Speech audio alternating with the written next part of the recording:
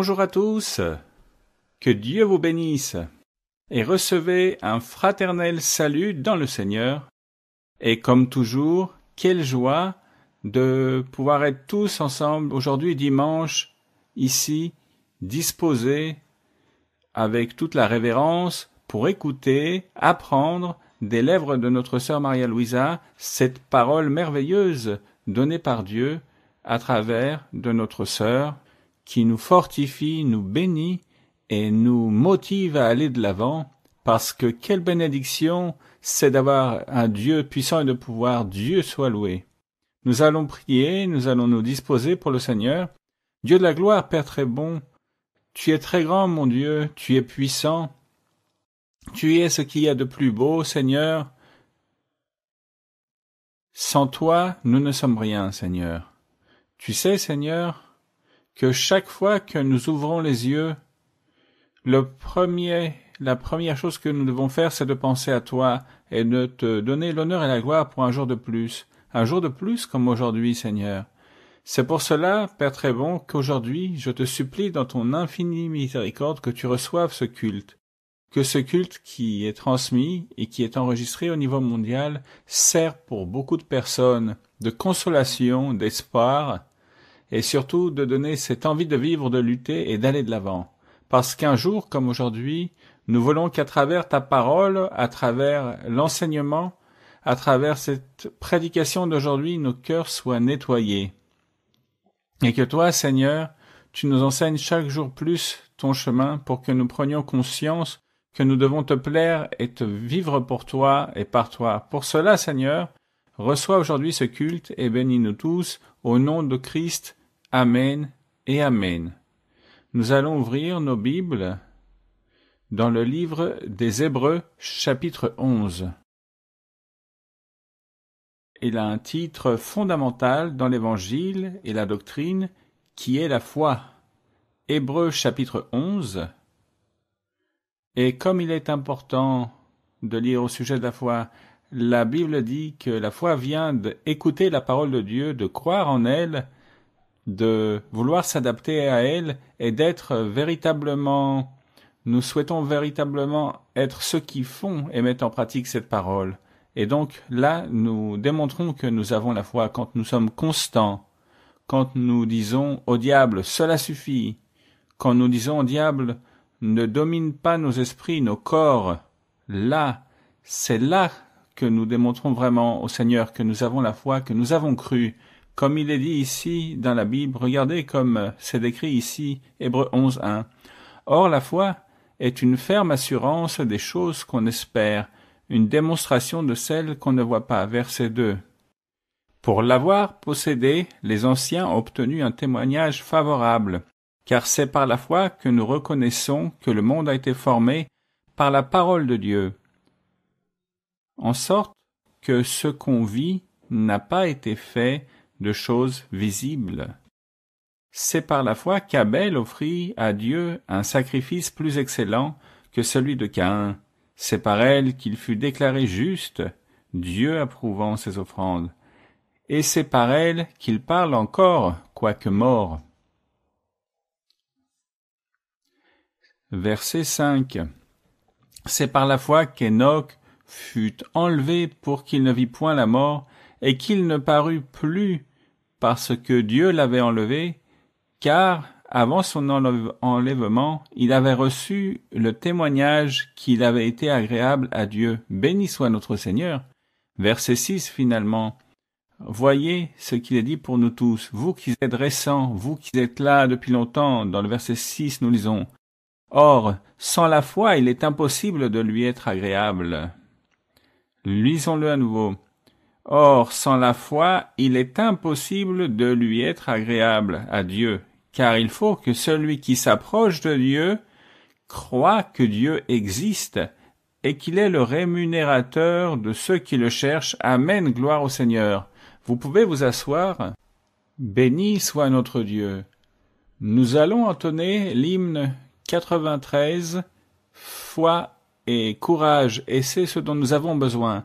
Croire au Seigneur et être courageux, vaillant, et dire au diable, Cela suffit, je vais suivre Dieu jusqu'au dernier jour de ma vie, et je vais faire attention à mon témoignage, et je vais être exemplaire pour Dieu, pour l'Église, et pour tous ceux qui l'entourent, pour qu'ils disent « Voici un homme de Dieu, voici une femme de Dieu ». Entendons cet hymne 93.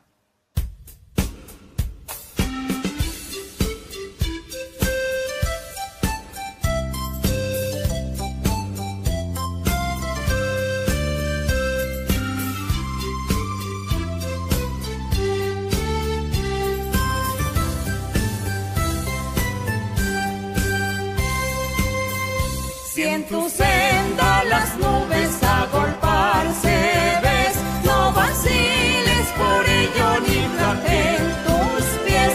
Cada nube que venga no podrá traer más que pruebas que pasan. Si hay valor y fe, si hay valor y fe, si hay valor y fe, en la más oscura noche siempre hay luz. Si hay valor y fe, si hay valor y fe, gozo y paz traerá la lucha.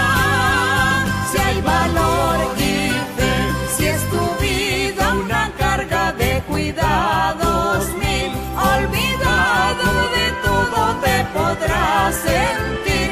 Si tu ayuda pudieres a llevar doquier, esto endulza la vida. Si hay valor y fe, si hay valor y fe, si hay valor y fe, en la más oscura noche siempre hay luz. Si hay valor y fe, si hay valor y fe, gozo y paz traerá la lucha. Si hay valor y fe, pon en alto los ojos sin dudar jamás, que en las lides del mundo vencedor saldrás. Que si hay flores y encantos tras invierno cruel, traen cantos la vida. Si hay valor y fe, si hay valor y fe, si hay valor y fe, en la más oscura noche siempre hay luz. Si hay valor y fe, si hay valor y fe, gozo y paz traerá la lucha. Si hay valor y fe.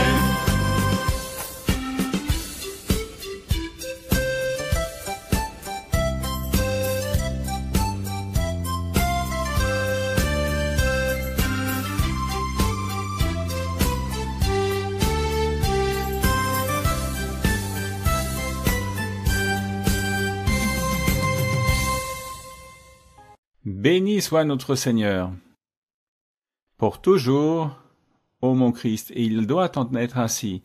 Et vous qui avez l'opportunité et vous qui avez l'usage de raison pour en comprendre que Dieu est vivant et qu'il existe, que ceci ne sort jamais de votre cœur, de votre esprit, et que vous viviez toujours pour cela. Levons-nous, nous allons maintenant remercier le Seigneur, et nous allons aussi prier pour la dîme et pour l'offrande. Rappelons-nous que ceci est un acte de foi, parce que c'est un ordre, un statut que Dieu a instauré. Nous savons que la dîme est le dixième de ce que nous gagnons, nous trouvons, et que l'offrande est un acte de générosité envers Dieu. Si vous le faites de manière électronique, continuez à le faire. Si vous voulez l'amener à l'église, vous pouvez le faire comme vous le souhaitez. Mais il est important de suivre cet ordre que Dieu a instauré. Prions et disons, Seigneur de la gloire, Père très bon, merci Seigneur, nous te remercions pour un jour de plus que tu nous as donné, pour ton évangile, pour tes enseignements, Seigneur. Merci pour tes enseignements, merci d'être si bon.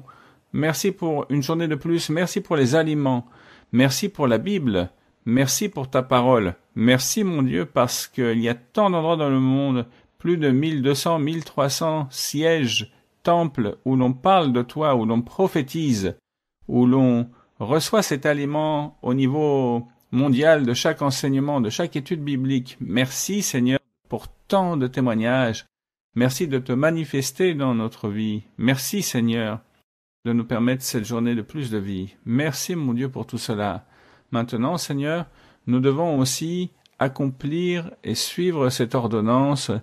Pour cela Seigneur, bénis cet acte de la dîme et de l'offrande, récompense la personne qui le fait avec sagesse et avec joie, sachant que la dîme est la dixième de ce que nous gagnons, trouvons l'on nous donne. Seigneur, béni sois-tu. Entonnons le cantique 158, Il y a une patrie.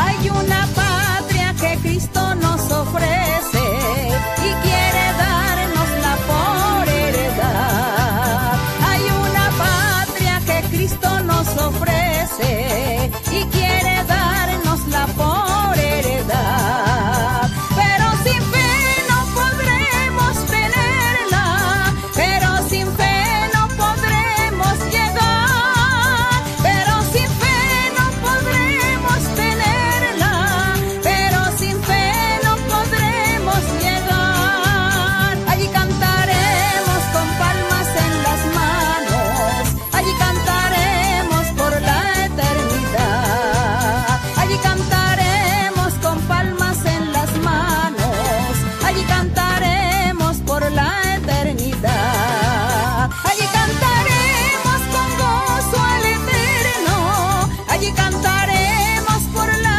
eternidad. Allí cantaremos con gozo al eterno, allí cantaremos por la eternidad.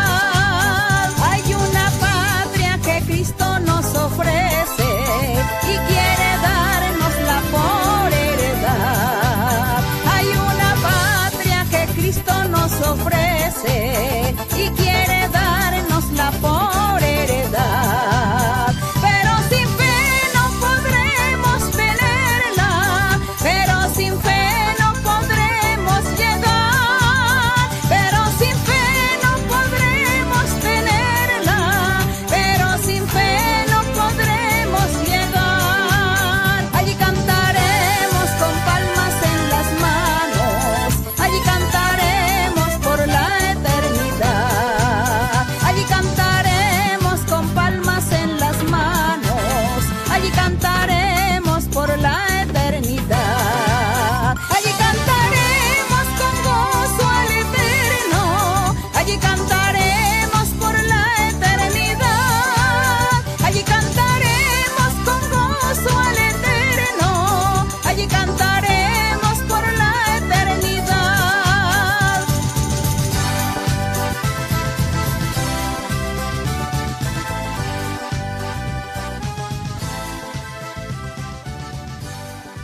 Gloire à Dieu. Et si vous voulez avoir plus de liberté, si vous voulez avoir plus de joie, croyez en Dieu. Et pour cela, il y a une évangéliste, il y a une enseignante, une maître, un apôtre, une prophète, là, en un mot, une femme de Dieu, qui s'est chargée de nous enseigner et de nous nourrir de cette foi, de croire et chérir le Seigneur. Je vous laisse en compagnie de notre bien-aimée sœur Maria-Louisa. Que Dieu vous bénisse. Sœur, que Dieu vous bénisse. Merci. Merci, que Dieu vous bénisse.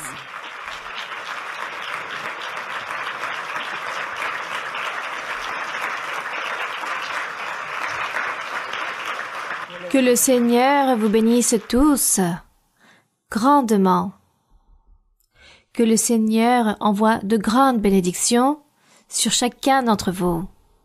Mes très chers frères et très chères sœurs de l'Église, de Dieu ministériel de Jésus-Christ international, ainsi que les personnes récentes, les personnes qui viennent pour la première fois, recevez cette bénédiction de la part de notre Dieu.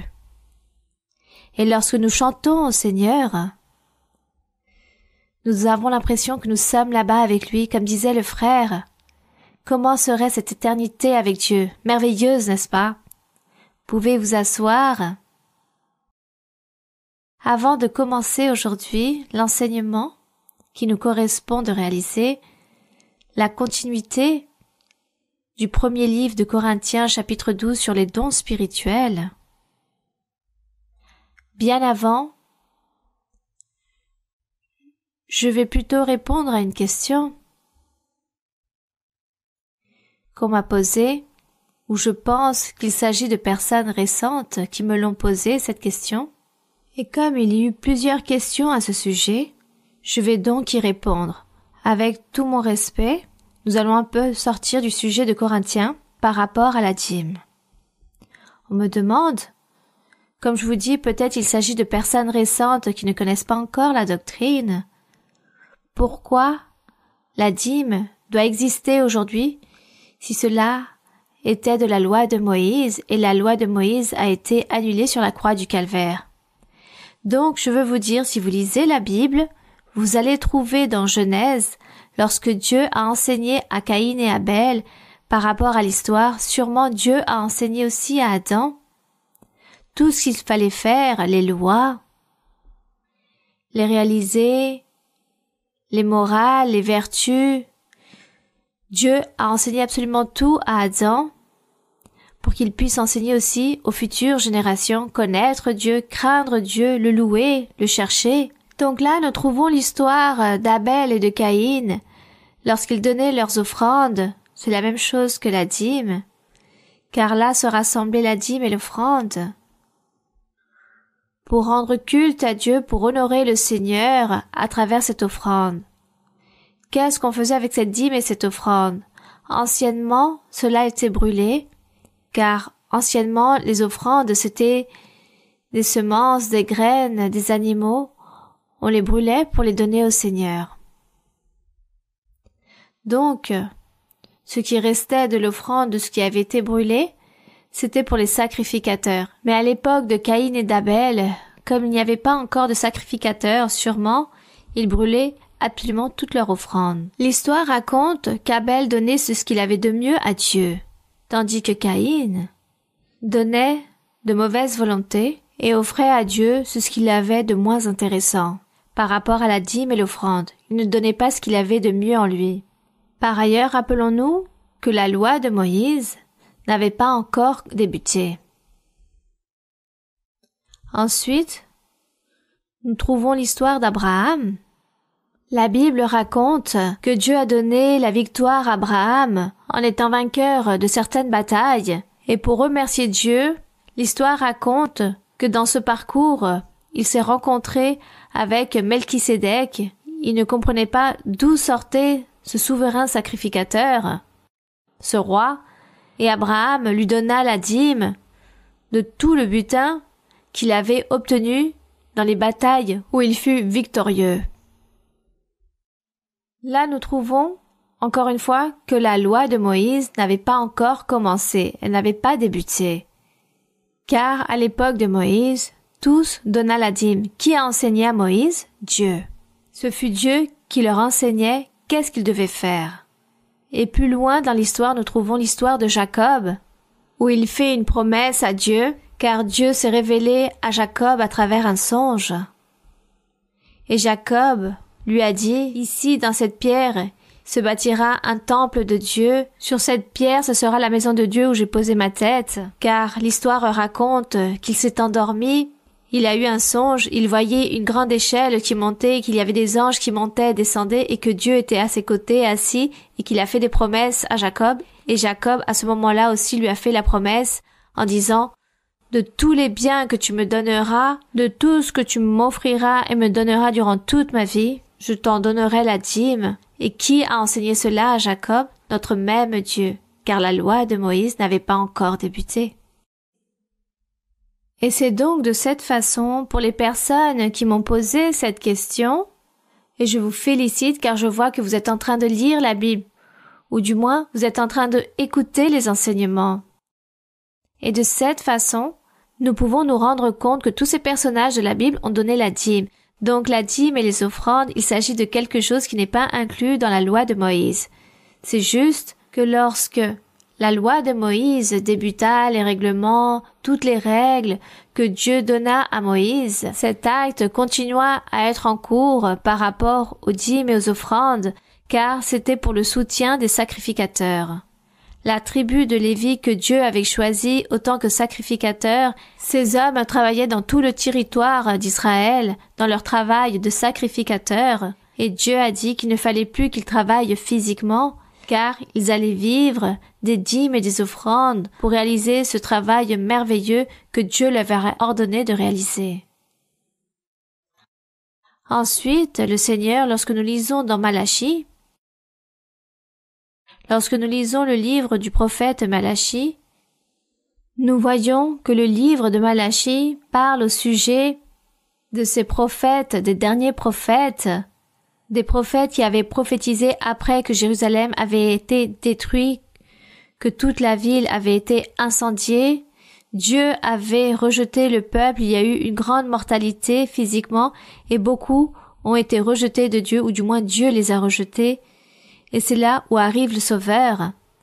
Lorsque le Seigneur revient de Babylone pour se réchapper, car le Seigneur est venu sauver ces réchappés, ce restant du peuple de Babylone, pour les retourner à Jérusalem pour bâtir de nouveau le temple, car le Messie allait venir, et qu'il fallait préparer un temple, il fallait réaliser un temple physique, car il devait continuer à travailler dans la loi de Moïse jusqu'au jour où allait apparaître le Sauveur, le Messie, sur la terre, pour réaliser son travail, sa fonction dans les bonnes nouvelles du salut. Et c'est lorsque le Seigneur envoie ses prophètes, Agé, le prophète Michée, Malachie, il s'agit des derniers prophètes qui ont prophétisé après la destruction de Jérusalem. Leur prophétie, c'était pour les jours suivants, en parlant très clairement sur la venue du Messie, sur ce que Dieu allait demander de faire ou ce qu'il allait faire avec le peuple, car le peuple était désobéissant par rapport à la loi comme Dieu l'avait imposée. Tous s'étaient rebellés à accomplir les commandements du Seigneur, ainsi que la loi de Moïse.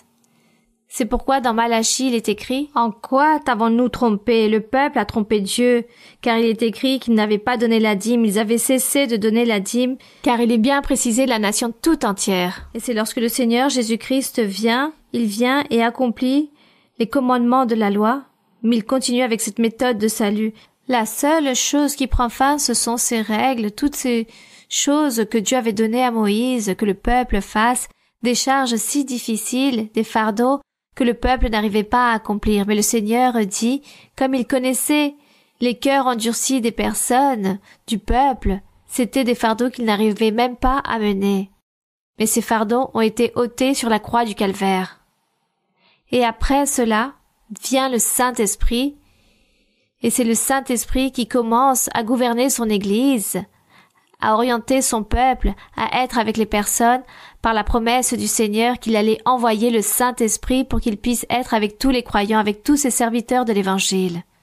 Et c'est ainsi que nous avons pu nous réjouir du Saint-Esprit depuis plus de 2000 ans. Et le Saint-Esprit s'est chargé d'enseigner la doctrine et à enseigner aux personnes de donner la dîme, à donner l'offrande aussi, de vivre une vie sainte, droite. Le Saint-Esprit enseigne ce qu'il doit faire ou pas, qu'est-ce qui est bon ou correct. Le Saint-Esprit oriente les croyants. Dieu a enseigné aux apôtres aussi, et en même temps, ils ont travaillé dans leur temps. Mais le Saint-Esprit continue à enseigner, car des générations vient le modernisme, beaucoup de choses nouvelles, la technologie, la médecine, tout évolue.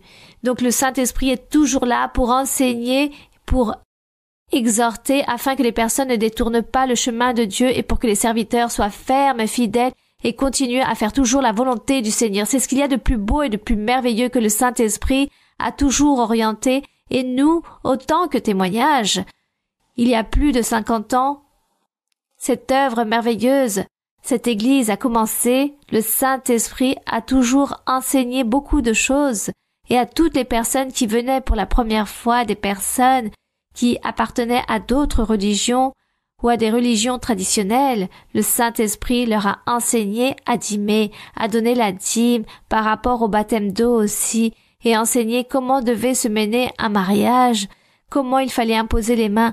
Toutes ces choses, le Saint-Esprit nous l'a enseigné, jusqu'à même comment imposer les mains, comment prier pour une personne ou comment même donner la prophétie à une personne. Tout cela, le Saint-Esprit nous l'a enseigné. car nous n'avions aucune connaissance de comment tout cela fonctionnait. Et il nous enseignait, le Saint-Esprit enseignait aux personnes à donner la dîme. Et il y a beaucoup de témoignages, les personnes racontent par rapport à la dîme, que les personnes ne voulaient pas donner la dîme, car ces gens disaient que cela n'existait plus, cela était passé de mode. Et le Seigneur, le Saint-Esprit, les a guidés, les a orientés, leur a enseigné, et c'est merveilleux que certaines personnes, hommes ou femmes, des frères, des sœurs qui ont vécu ces expériences par rapport à la dîme, puissent nous raconter leurs témoignages, pour nous aussi monter ces témoignages sur la page Internet, et de voir de quelle façon le Seigneur s'est manifesté et nous a enseigné toutes ces choses jusqu'au plus moindre détail. De tout ce qu'il faut faire dans l'Église, le Saint-Esprit nous l'enseigne. Cependant, il existe encore des personnes insensées, obstinées, désobéissantes, qui ne veulent pas obéir ou se soumettre ou faire la volonté de Dieu. Mais le Saint-Esprit, le Seigneur, est toujours en train de nous orienter. Voici la réponse que je donne à toutes ces personnes qui me posaient la question par rapport à la dîme. Réellement, aujourd'hui, nous ne vivons plus dans la loi de Moïse, mais nous sommes en train de vivre la loi de l'Évangile. Le Saint-Esprit, c'est lui qui enseigne et qui dit qu'il faut continuer à donner la dîme, l'offrande. C'est la première chose que le Seigneur disait. Il l'a dit. Donc, autant que témoignage, je vous raconte qu'il y a plus de 50 ans, lorsque le Saint-Esprit nous a parlé pour la première fois, à travers le don de la prophétie, de vision, de songe, Dieu nous a parlé. Il nous disait par rapport à l'argent, anciennement, il n'y avait pas d'argent, mais juste pour les choses nécessaires. Nous n'avions que le strict minimum pour survenir à nos besoins. Et le Seigneur disait, de ce petit troupeau, je m'en souviens que nous étions à peine 4 personnes en train de prier, le Seigneur disait, de ce petit troupeau, je vais créer une grande église, très grande, ici en Colombie et dans le monde entier. Mon église sera étendue dans le monde entier. Il s'agira d'une grande assemblée. Nous n'avions pas compris. Et nous disions juste, Seigneur, merci, nous ne comprenons pas comment cela va être et nous ne savons pas comment nous allons vivre cette expérience. Les années sont passées et les personnes, au fur et à mesure du temps, s'ajoutaient à notre groupe. Donc nous étions 10, 20, 30 personnes et ainsi de suite. Les personnes s'ajoutaient à notre assemblée et le Saint-Esprit apportait les personnes, leur donnait les dons spirituels. Dieu faisait des promesses. Il nous soutenait avec sa promesse, ses paroles, avec tout son appui et Dieu a donné vraiment l'appui. Le Seigneur disait auparavant, je vais créer une église immense, très grande. Beaucoup devront voyager. Et jamais l'argent ne vous manquera, je vous donnerai en abondance. Voici ce que disait le Seigneur. Il nous disait qu'il allait nous donner en abondance. Dieu disait, vous ne manquerez de rien lorsque vous allez réaliser tous ces voyages, tout ce qu'il faut faire pour l'œuvre évangélique dans l'Église. Et je disais, est-ce que le Seigneur va permettre que nous allons gagner peut-être le loto ou ces jeux de sorts, selon comme on voulait le nommer? Je pensais ainsi personnellement. Et jusqu'au jour d'aujourd'hui, je n'ai jamais gagné au loto. Mais quelle plus grande récompense que Dieu, que notre Dieu. Ainsi, notre Dieu a accompli, il a exaucé et répondu jusqu'au jour d'aujourd'hui au sujet de son Église, de son assemblée. Dieu a promu des sommes d'argent même pour acheter des temples, pour construire des temples, pour acheter des terrains, pour construire les temples. Tout cela appartient à l'Église. Tout cela est au nom de l'Église. Mais comme vous le savez, l'Église est une identité juridique. Il faut donc une personne physique pour réaliser les signatures, tous ces documents. Il faut qu'il y ait une personne humaine pour réaliser physiquement la signature de tous ces documents, car la partie juridique de l'Église ne peut le faire, elle est invisible. Donc, nous avons besoin d'une personne qui représente toutes ces choses. Mais les lois sont là, bien organisées, et tout est fait selon les normes de la loi. Mais vous savez, qu'est-ce que le diable a fait, mes frères et sœurs? Le diable a commencé à regarder les propriétés de l'Église. Je m'en souviens qu'une fois j'étais représentante légale durant un temps, et comme j'étais la représentante légale, je devais réaliser ces signatures. et on a commencé à dire que j'étais la propriétaire de tous ces édifices, de toutes ces églises qui se trouvaient en Colombie, aux États-Unis, dans le monde entier. Et quelle femme, cette femme, Maria-Luisa, si riche, si milliardaire, bon. Mais les gens oublient les petits détails, les personnes oublient comment se crée une entreprise. Qui doit signer dans une entreprise? Peut-être le gérant, le manager, le président, bon, les personnes importantes de l'entreprise. Mais lorsque la directive de l'entreprise ou de l'association s'en va, vient quelqu'un d'autre pour remplacer.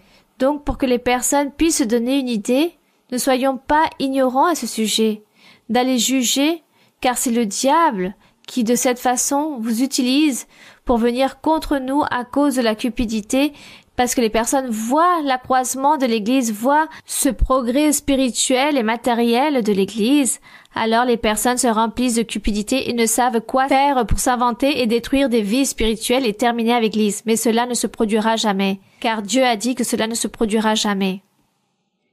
Mais autant que témoignage, comme je vous le disais, Dieu a promu toutes les sommes d'argent pour que l'Église puisse s'étendre dans beaucoup de lieux du monde, pour que dans toutes les villes, dans tous les coins du monde se trouve l'Église. Par exemple, dans certains endroits, villes ou pays, il y a beaucoup de pauvreté et Dieu permet que l'Église se soutienne elle-même, car le plus important c'est que les personnes cherchent le chemin de Dieu, qu'il y ait des âmes, des cœurs qui s'inquiètent pour chercher les choses de Dieu. Ces personnes n'ont pas d'argent car il y a beaucoup de pauvreté dans ce village, dans ce pays ou dans cette ville, mais ici, l'Église, Dieu l'a donné pour que ces croyants, ces personnes puissent venir se rassembler dans un endroit où l'Église peut soutenir les loyers, pour glorifier notre Dieu. C'est cela, mes frères et sœurs. C'est pourquoi Dieu a continué à enseigner à ce sujet par rapport à la dîme, aux offrandes. C'est le Saint-Esprit qui oriente et les personnes ne peuvent pas dire que c'est nous, qu'on menace les personnes, ou on oblige les autres à réaliser cet acte. Il y a beaucoup de témoignages, mes frères et sœurs, sauf que je ne veux pas m'étendre aujourd'hui à ce sujet, mais je me rappelle qu'un jour une personne venait à l'église pour apporter sa dîme.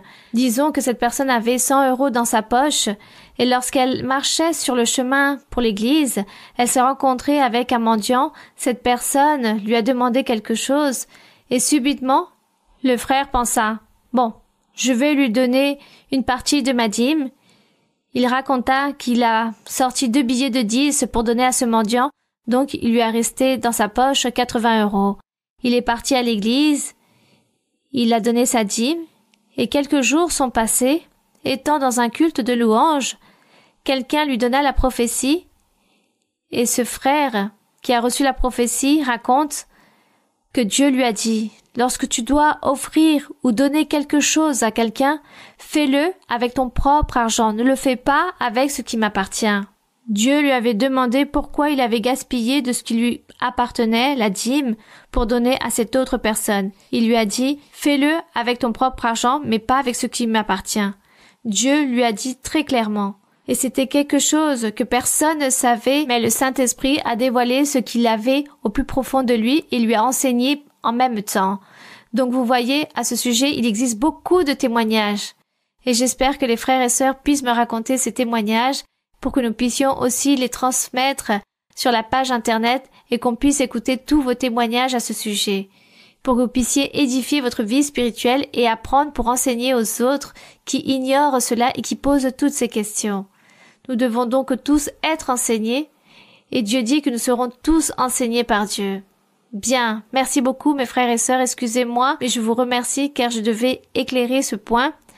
Et maintenant, nous allons donc ouvrir notre Bible dans le premier livre de Corinthiens, chapitre 12, verset 10, où Dieu donne des dons spirituels à toute personne, à tout individu.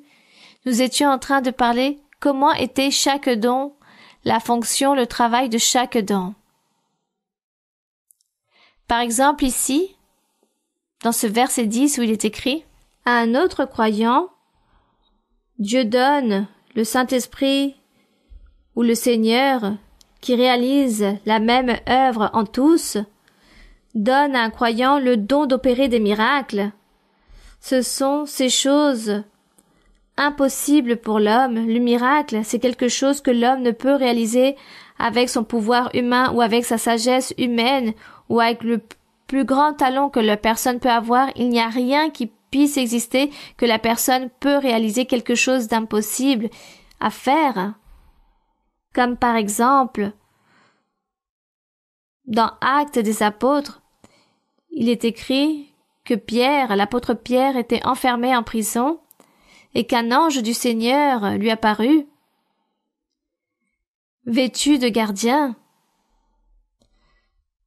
vêtu de gendarme, et a ouvert les portes de la prison en disant « Sors, pars et va-t'en » et a ouvert les portes de la prison.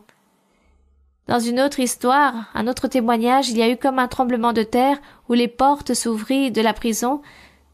Tous, terrifiés, inquiets, ont commencé à fuir de la prison et de là a pu s'enfuir le Fils de Dieu et resta libre. Il s'agit d'un miracle.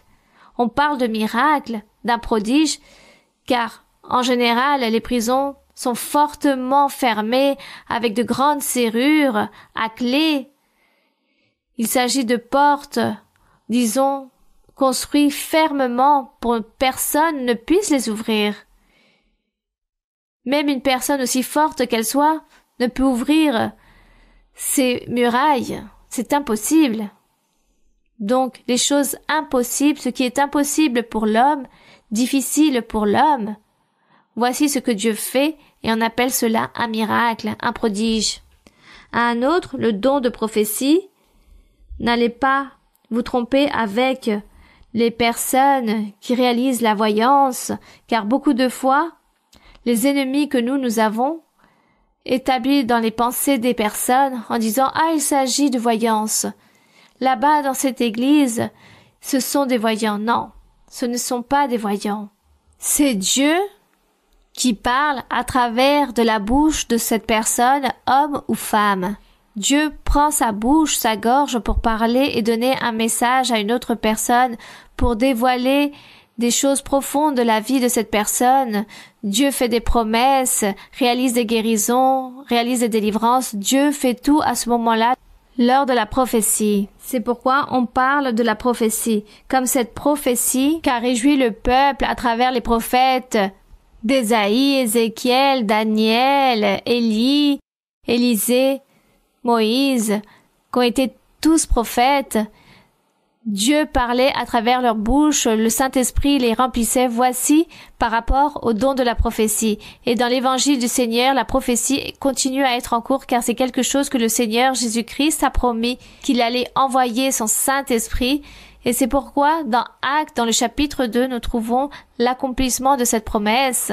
Lorsque tous les apôtres priaient dans cette chambre haute et que le Saint-Esprit les remplit et tous ont commencé à parler d'autres langues ou d'autres dialectes et tous commençaient à prophétiser et dévoilaient la vie de chaque personne qui était là en train d'écouter car il y avait des personnes qui venaient de différentes nations, qui parlaient différentes langues et tous, Dieu leur envoyait un message prophétique en disant « Croyez en Jésus-Christ, cherchez le salut, cherchez Dieu ». Est venue la joie, est venu le salut pour l'homme.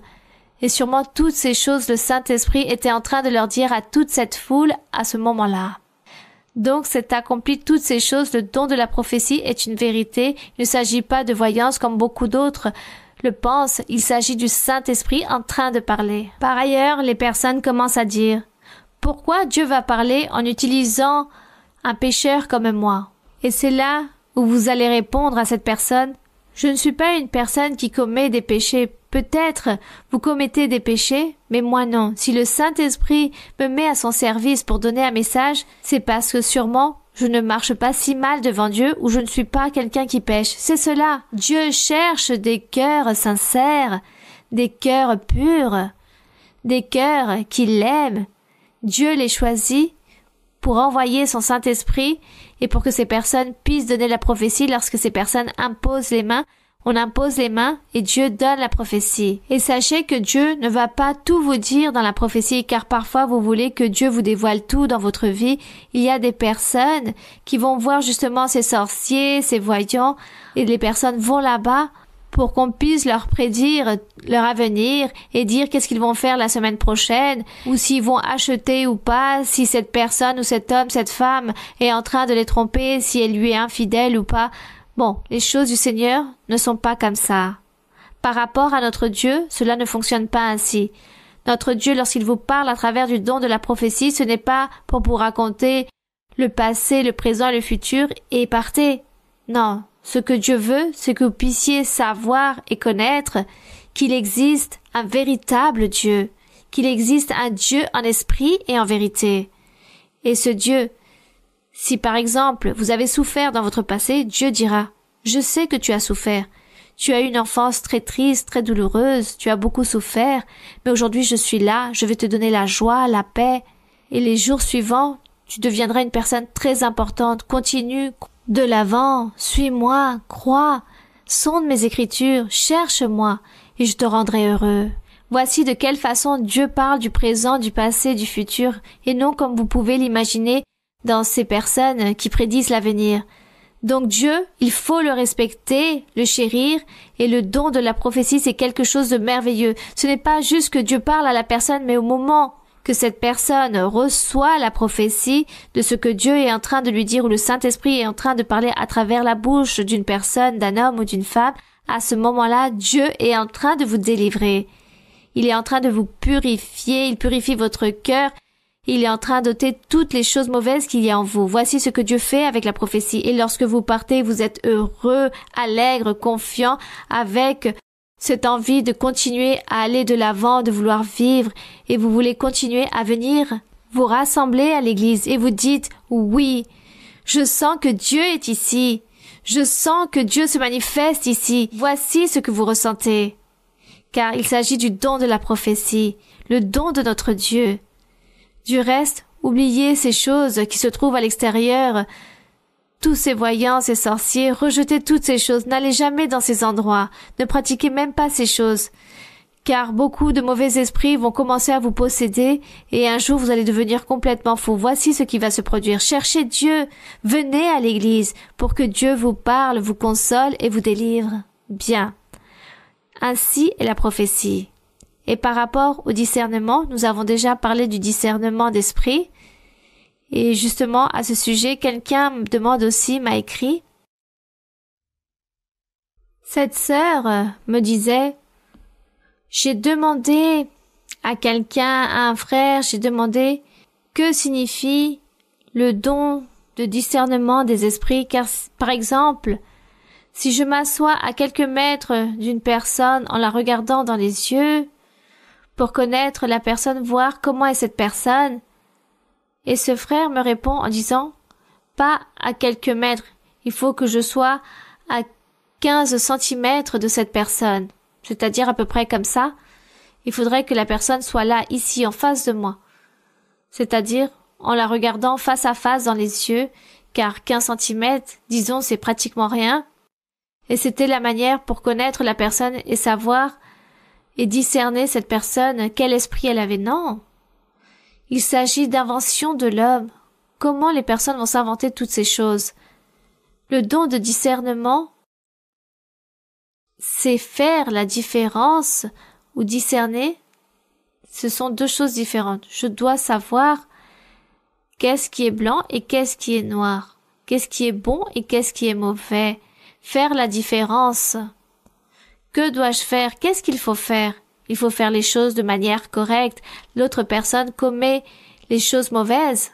Alors on fait la différence et on dit non, cette personne ne fait pas les choses correctes ou cette personne, oui, fait les choses correctement.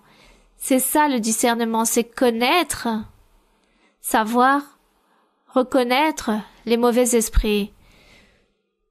Tous, nous sommes des esprits, mais nous sommes un monde différent. Chacun d'entre nous, nous avons un comportement différent, nous pensons de manière différente, nous analysons de manière différente, nous avons des sentiments différents. L'un est simple, l'autre est humble, l'autre est rempli d'orgueil, l'autre est rebelle, l'autre aime parler, l'autre est non sociable. Bon, chaque personne a un comportement, une façon d'être de manière différente. Il s'agit d'esprit. Le discernement des esprits, c'est cela. lorsque Dieu donne le don de discernement des esprits à un frère ou à une sœur de l'Église, c'est pour aider spirituellement la vie de cette personne. Par exemple, une personne vient, elle ne vient pas juste avec l'esprit que Dieu lui a donné en tant que personne, son identité, mais peut-être beaucoup de mauvais esprits, beaucoup de démons. Cette personne apporte beaucoup de sorcellerie en elle, donc le comportement de cette personne va être un grand désastre. Et de ce fait, cette personne est colérique, menteuse, réalise tant de choses impudiques, et cette personne vient à l'église car elle a été invitée pour venir à l'église, et on demande à un frère ou une sœur qui a le don de discernement des esprits, oui, venez pour imposer les mains à cette personne, et cette personne va dire, oui, je vais vous imposer les mains pour prier. Et la personne dira, ah, je suis récente, on m'a invité, mais la personne qui a le discernement d'esprit sait que cette personne est tourmentée par des mauvais esprits, donc il faut imposer les mains à cette personne pour chasser ces mauvais esprits. Par exemple, une autre personne qui est remplie de sorcellerie, d'envoûtement, vient à l'église et celui ou celle qui a le don de discernement d'esprit, Dieu montre à cette personne que cette personne est remplie de sorcellerie, d'envoûtement, et à cause de toutes ces choses, cette personne marche de manière incorrecte, ne fait pas les choses correctement dans la vie, car elle est remplie de toutes ces choses mauvaises. Donc, la personne ou le frère ou la sœur dira « Je vais lui imposer les mains pour chasser toutes ces choses mauvaises en elle. » Car Dieu donne la faculté pour imposer les mains et réprimander ces mauvais esprits, et les personnes partent libres de tous ces mauvais esprits qui les possédaient. Le don de discernement des esprits, lorsque Dieu vous le donne, c'est pour que vous puissiez voir qui est triste, qui est affligé, qui est en train de souffrir, et vous dites cette personne est remplie d'amertume, elle souffre pour quelque chose, alors à ce moment-là, vous allez lui imposer les mains et vous demandez à Dieu, vous dites Seigneur, libère cette personne, car tu es en train de montrer que cette personne est menteuse et à cause de ses mensonges, elle est en train de souffrir, car personne lui tolère sa façon d'être et ne l'accepte pas, elle n'arrive pas à trouver d'emploi. On lui a fermé beaucoup de portes autour d'elle. Libère-la, ôte tous ces mensonges qui existent en elle. Et ensuite la personne va dire, comment vous pouviez savoir que j'étais une personne qui ment? Et vous dites, Dieu me l'a révélé parce que j'ai le don de discernement des esprits. Gloire au Seigneur! Donc le don de discernement des esprits, Dieu ne le donne pas juste pour le donner, il le donne aux personnes pour que les personnes puissent changer, afin que celui qui reçoit le don puisse changer et vivre une vie sainte, droite devant Dieu. Et de cette façon, ce don, Dieu perfectionnera le don et Dieu soutiendra en perfection cette personne qu'il mettra à son service. C'est cela. Donc le don de discernement, c'est que dans l'église, on prie, on parle avec les personnes, on se salue parfois, on donne certaines orientations aux personnes. Et dans ces orientations, on peut aussi connaître les personnes, comment est sa vie, qu'est-ce qui lui arrive dans sa vie. Donc, il faut prier, imposer les mains et que Dieu fasse cette libération. C'est le don de discernement. Voici par rapport à ce don de discernement des esprits. Puis à un autre, Dieu donnera la diversité des langues, à un autre l'interprétation des langues. Mais toutes ces langues, ce sont des messages de louange pour notre Dieu. Et c'est d'ailleurs pour cela qu'il est très difficile de comprendre ces langues, et qu'il existe aussi même des interprètes pour ces langues. Mais parfois, nous nous conformons avec le don de la prophétie, cela est suffisant, et le don de discernement, car les frères et sœurs qui ont ce don disent « Mon frère, j'ai ressenti ceci ou cela de cette personne », donc on va leur dire « Imposez les mains, priez, si Dieu vous a montré, alors imposez les mains et priez, nous allons faire cela. » Et c'est très beau. Mais par rapport aux langues, il y a l'interprétation, il y a eu certains interprètes que je connais, mais le message qui est donné dans ces langues, il s'agit de louanges pour notre Dieu. Il ne s'agit que de louanges, des élogements pour notre Dieu, pour célébrer le nom de Dieu par rapport aux langues. Il y a des personnes qui parlent plus de langues que d'autres. Alors, n'allez pas vous surprendre, nous voulons tous parler en langue à tout instant, car c'est la seule chose que nous voulons, être en communion avec Dieu. Mais si nous ne parlons pas en langue, on va commencer à dire non, Dieu s'est éloigné de moi. Du moins, je me suis habituée à parler en langue. Je prie tout le temps en langue.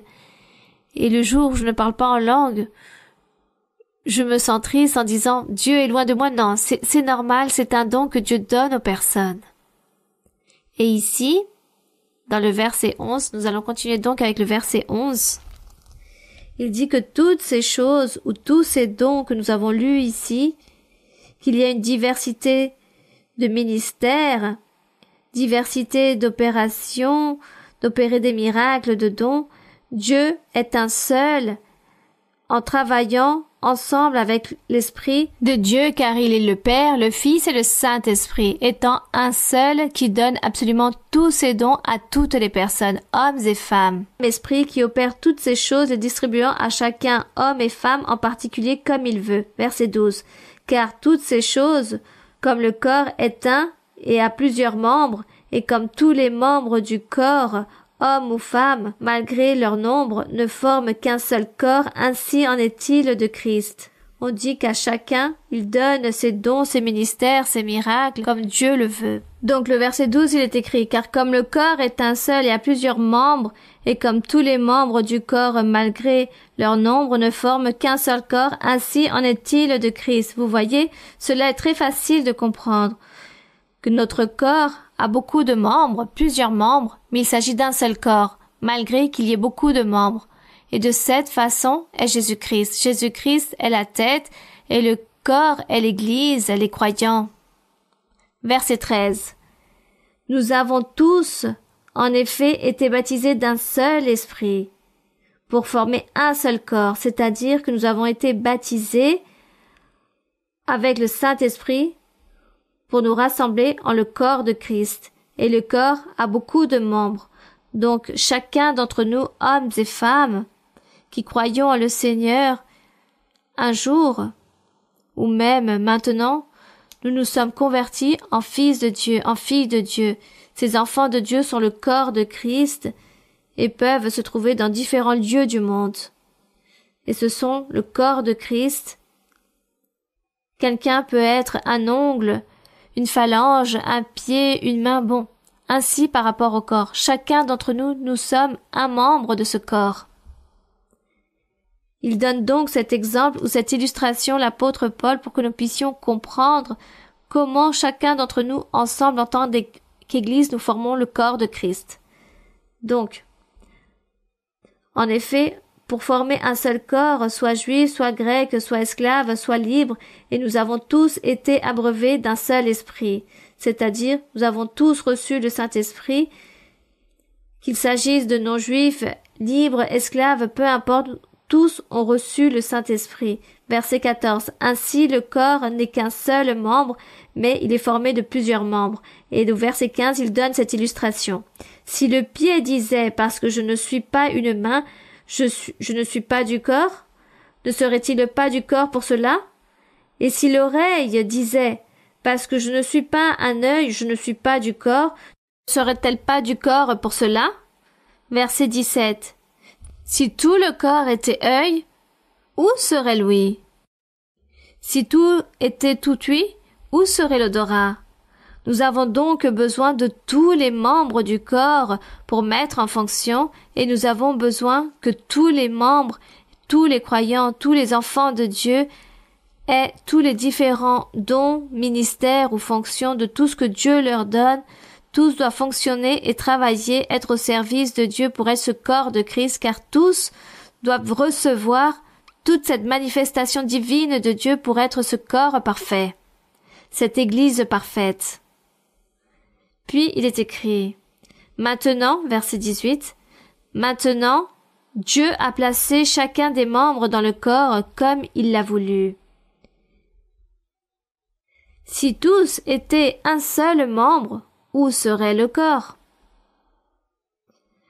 Donc, on ne pourrait pas créer un corps, il s'agirait juste d'une jambe ou d'un œil. Verset 20.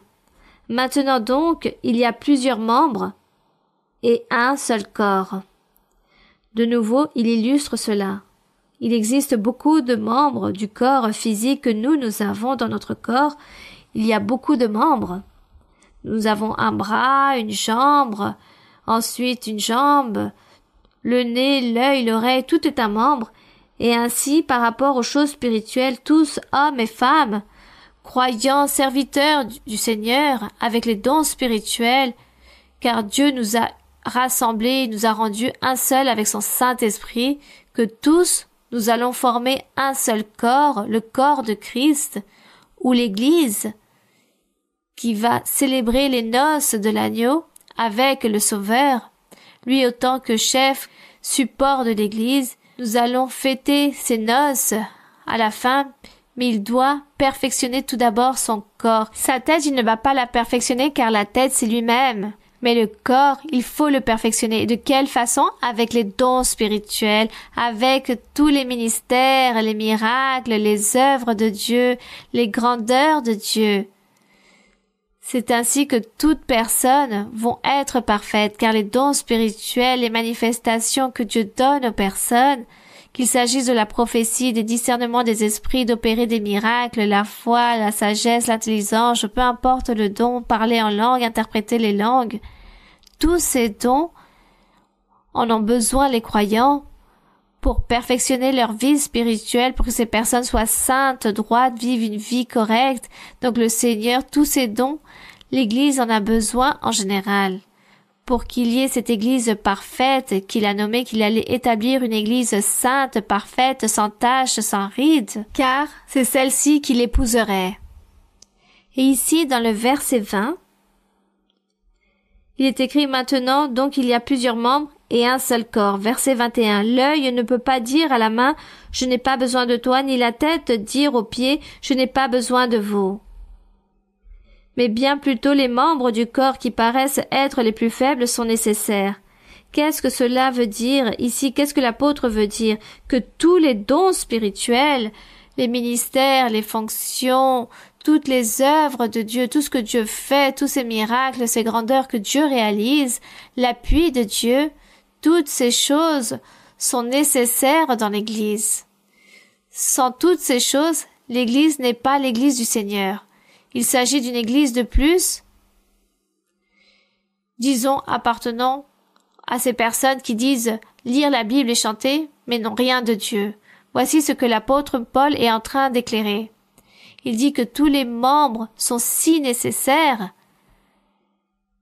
et qu'il existe des membres qui sont faibles, mais ils sont plus nécessaires que d'autres, faisant comprendre, par exemple, vous qui êtes un croyant, vous lisez la Bible, vous dites être chrétien, mais vous n'avez pas vécu les expériences avec le Saint-Esprit, on vous a juste dit, un jour, ne t'inquiète pas, lève la main, et lorsque tu lèveras la main, tu es automatiquement chrétien, car tu as accepté. Et ceci parce qu'une personne a dit, qui accepte Jésus-Christ autant que sauveur? Et tous ont levé la main en disant, oui, nous l'acceptons.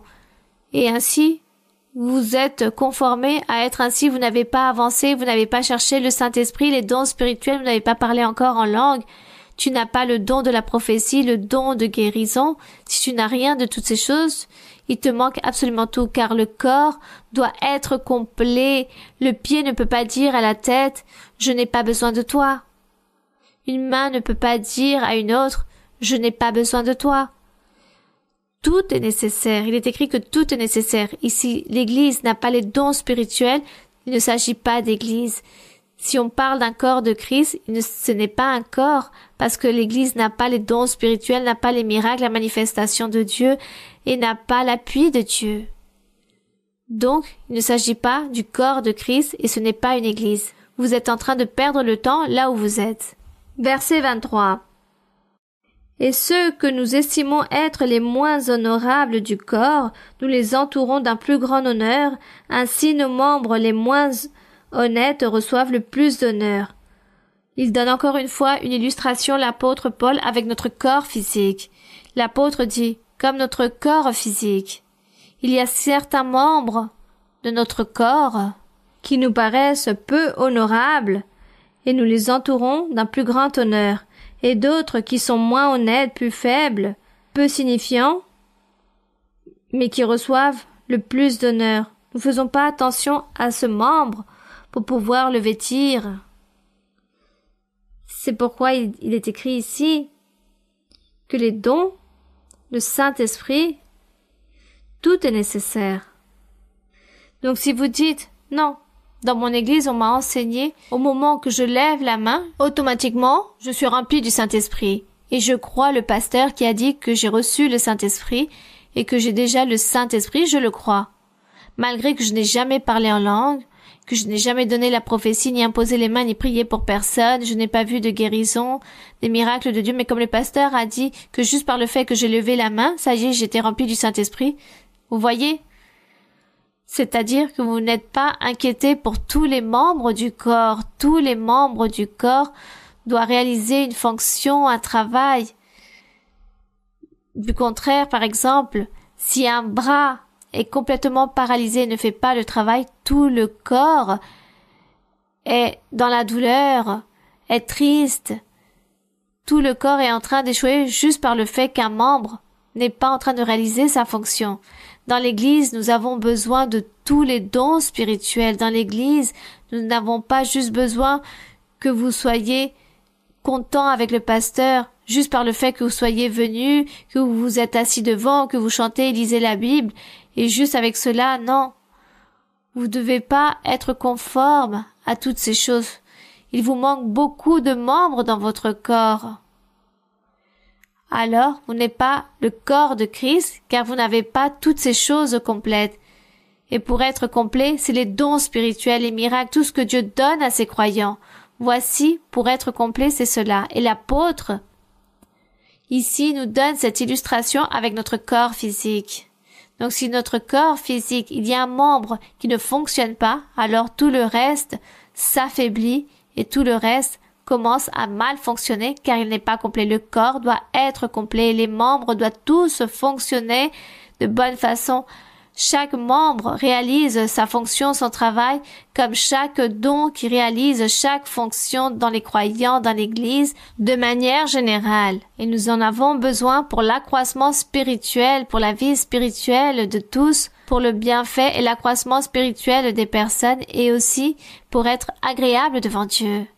Il est donc écrit ici dans le verset 24, « Tandis que ceux qui sont honnêtes en parlant des membres du corps physique, tandis que ceux qui sont honnêtes n'en ont pas besoin, c'est-à-dire, nous avons certains membres de notre corps qui sont plus remplis d'honneur, n'en ont pas besoin, mais Dieu a disposé le corps de manière à donner plus d'honneur à ceux qui en manquaient. C'est-à-dire que Dieu a donné beaucoup d'honneur aux membres du corps physique, à celui qui en manquait le plus, Dieu a donné cela en nous. Donc, raison de plus, comment doit être si important s'il fait cette comparaison avec notre corps physique? Comment devons-nous que nous vêtir? Quel est l'honneur que nous devons donner à chaque membre de notre corps? Donc, raison de plus, dans l'Église, tous étant un corps pour le Seigneur, nous devons tous travailler, fonctionner. Et qui réalise cette fonction? Les dons spirituels. L'être humain seul ne peut pas travailler, ne peut absolument rien faire, mais les dons spirituels, oui. Et de cette façon, je pourrais même répondre à une question aussi qu'on m'a faite. Certains pasteurs appartenant à d'autres dénominations m'ont posé une question en disant « Comment faites-vous pour avoir tant de personnes dans vos assemblées? Comment faites-vous? Je mène tant d'années en train de travailler à ce sujet et je n'ai qu'une seule assemblée, la seule que j'ai, qui est juste de 500 personnes. Je mène plusieurs années. Comment faites-vous pour avoir tant d'assemblées et remplies de tant de personnes? Comment faites-vous? » Il suffisait juste de répondre à ces personnes en disant « Le corps est complet. À ce corps, il ne manque pas un membre, ni un pied, ni une main, ni un nez, rien. Le corps est tout entier, le corps du Seigneur. Et vous savez qu'est-ce que cela signifie? C'est que nous avons les dons spirituels. Les dons spirituels que Dieu nous a donnés et que beaucoup de frères et sœurs l'ont, croyant dans le monde entier. Ces personnes travaillent dans les églises pour que ce corps soit parfait, pour que ce corps puisse continuer à grandir. Et avec ces dons spirituels que Dieu nous a donnés parmi ces dons le don de la prophétie. Il y a eu donc cet accroissement spirituel et matériel, physique aussi, car le corps est là, en train de travailler, de fonctionner correctement. Et ce corps n'est pas faible, car il est complet, en train de travailler avec les dons spirituels. Il faut donc chercher les dons spirituels, il faut chercher l'appui de Dieu, car c'est la seule chose qui fait grandir spirituellement, physiquement les églises. Voici la réponse pour toutes ces personnes qui ont posé cette question, et très bonne question d'ailleurs. Verset 25, il est écrit « Afin qu'il n'y ait pas de division dans le corps, c'est-à-dire qu'ici tous les membres soient également soins les uns les autres, remplis d'honneur et que tous s'inquiètent les uns pour les autres. » Ici, dans les choses spirituelles aussi, les frères et sœurs avec le don de guérison, l'autre avec le don de chasser les démons, l'autre avec le don de discernement des esprits, le don de prophétie. Donc tous prient les uns pour les autres. Il n'y a pas de division, il y a au contraire cette unité et nous inquiétons tous en priant chacun pour les autres. L'un a plus de foi pour l'autre, l'autre croit plus que l'autre, et de cette façon, ainsi est l'aide spirituelle que nous avons par le fait d'avoir tous ces membres du corps spirituel ou les dons du Saint-Esprit. Verset 26. Et si un membre souffre, tous les membres souffrent avec lui. Si un membre est honoré, tous les membres se réjouissent avec lui. Comme nous nous réjouissons lorsque Dieu réalise des miracles, lorsque Dieu se manifeste dans d'autres lieux en train de réaliser du bien aux autres, en train de réaliser des délivrances, en train de protéger les personnes, tout cela est merveilleux. On se réjouit, on se remplit d'allégresse de voir comment Dieu met à son service ces personnes en envoyant les dons spirituels. Ces personnes travaillent, moi aussi je travaille, tous nous travaillons et cela est merveilleux. Nous nous réjouissons comme tous ici. Il est écrit que tous les membres sont honorés car tous se réjouissent, car tous travaillent. Verset 27. Vous êtes le corps de Christ et vous êtes ses membres, chacun pour sa part. Car dans l'Église, Dieu dit, vous êtes le corps de Christ et Dieu a établi dans son Église, premièrement des apôtres. Je ne sais pas si vous voulez m'aider à lire ce verset 28. Donc, Dieu a établi tout d'abord quoi? Des apôtres, secondement des prophètes, troisièmement des docteurs, ensuite ceux qui ont le don de miracle, puis ceux qui ont le don de guérir, de secourir, de gouverner, de parler diverses langues, etc. Il manquait ici l'apôtre Paul, etc. Car il manque encore ici beaucoup de dons, beaucoup de choses qu'il faut faire et qui se font dans l'Église. Béni soit le nom du Seigneur. Que la gloire soit pour notre Dieu. Puis le Seigneur, il est écrit ici, tous sont-ils apôtres? Vous êtes tous ses membres, le corps de Christ. Et c'est pourquoi le Seigneur, dans l'Église, a établi des apôtres, des prophètes, des docteurs, tous ceux qui réalisent des miracles, qui guérissent, qui parlent en langue, qui interprètent aussi. Et là-bas aussi dans Éphésiens, il est écrit, évangélistes, pasteurs, docteurs. Tout cela l'a établi le Seigneur dans son Église, dans son corps. Pourquoi? Pour l'accroissement spirituel de ce corps, qu'il s'agisse d'une Église parfaite, sans tache et sans ride, afin que tous les croyants nous puissions vivre une vie sainte et droite devant Dieu. Et ici, dans le verset 29, il est donc écrit, l'apôtre dit, « Tous sont-ils apôtres? Tous sont-ils prophètes? Tous sont-ils docteurs? Tous ont-ils le don des miracles? Tous ont-ils le don de guérison? Tous parlent-ils en langue? Tous interprètent-ils? Aspirez aux dons les meilleurs, et je vais encore vous montrer une voie par excellence. Et ceci pour le prochain enseignement. » Donc l'apôtre Paul est en train de dire que non tous sont apôtres, lorsque l'apôtre a dit « Si tous seraient un pied ou une jambe, alors où se trouverait le corps, comme il s'agit juste d'une jambe? Si tous seraient un seul œil, alors où est le reste? Ce ne serait pas un corps, car il s'agit que d'un seul œil. Donc nous avons besoin de tous les membres de notre corps, nous en avons besoin.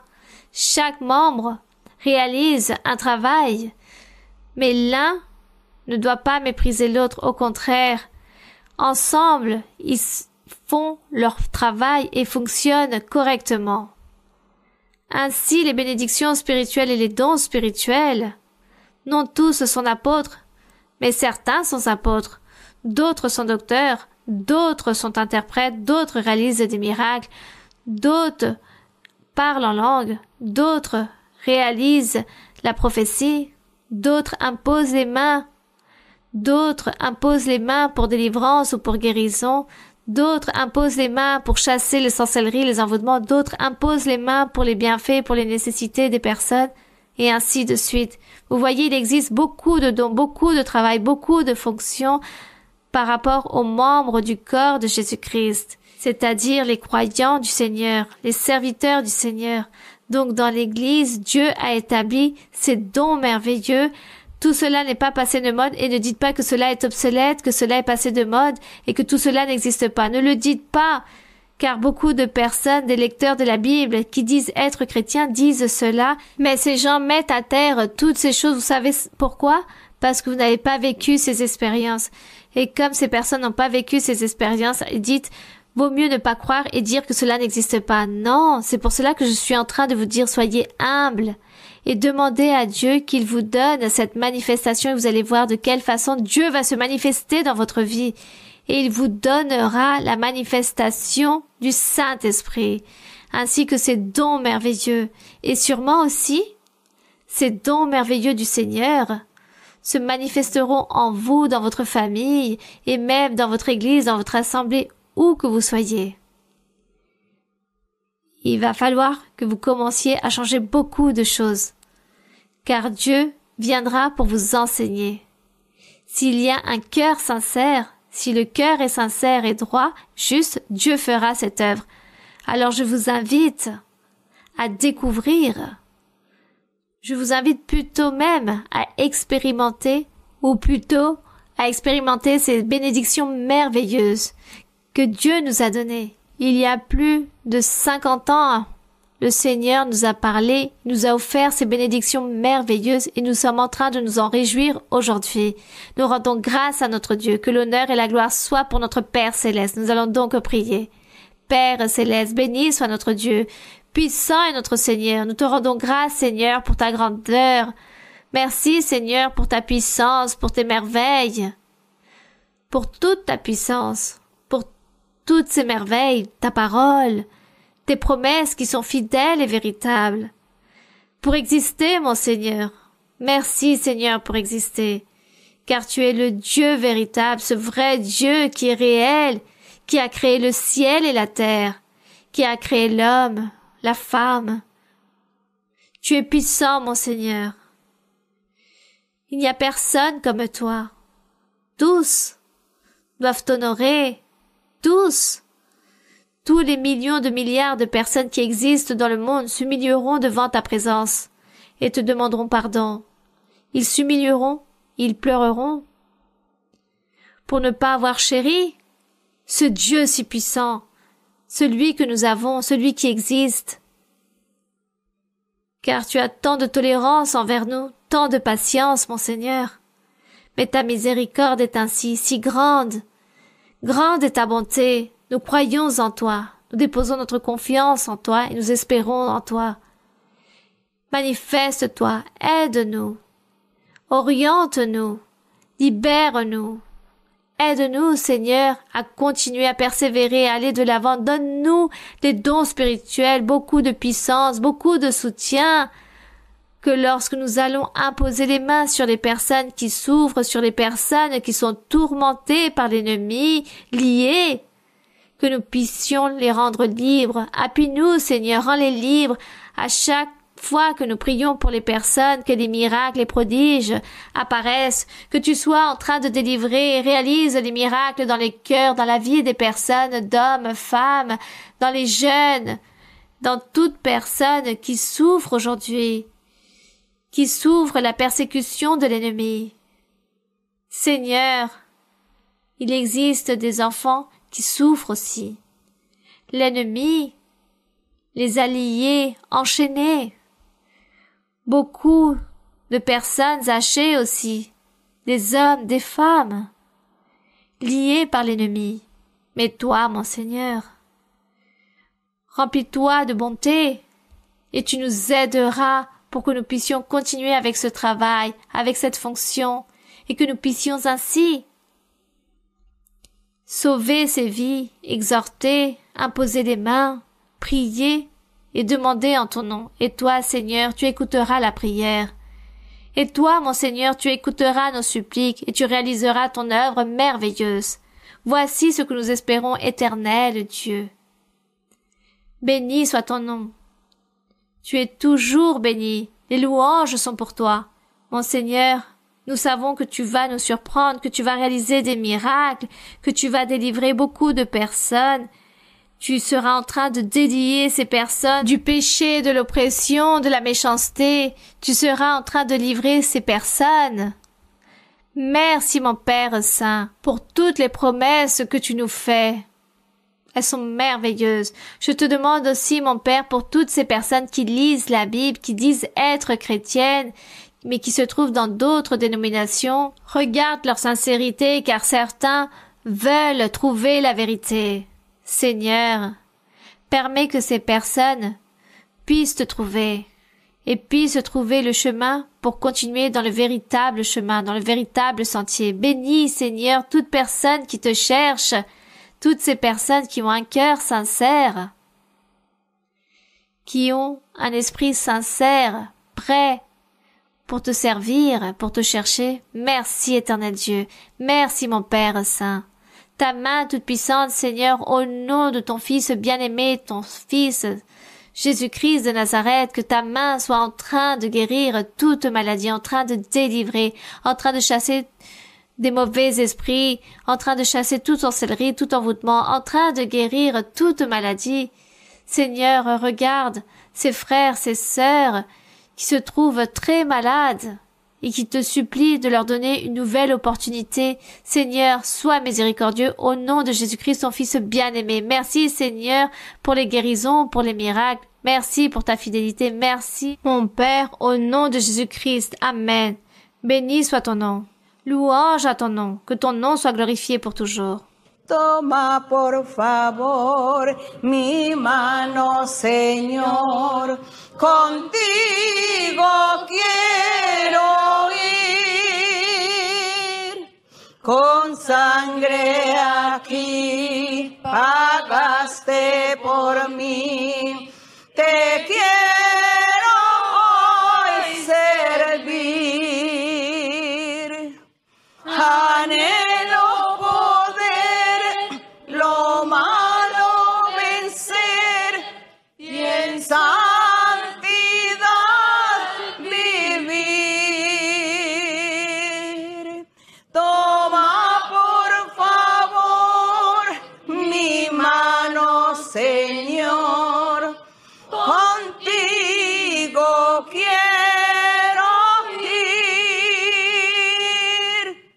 Toma por favor mi mano, Señor, contigo quiero ir, con sangre aquí pagaste por mí, te quiero hoy servir, anhelo poder lo malo vencer y en santidad vivir. Toma por favor mi mano, Señor, contigo quiero ir. Béni soit le nom de notre Seigneur. Merci, mon Dieu. Que Dieu vous bénisse grandement. Je vous aime avec tout mon cœur. Je vous transmets mes chaleureuses salutations et des bisous pour tous les enfants. Que Dieu vous bénisse. À très bientôt.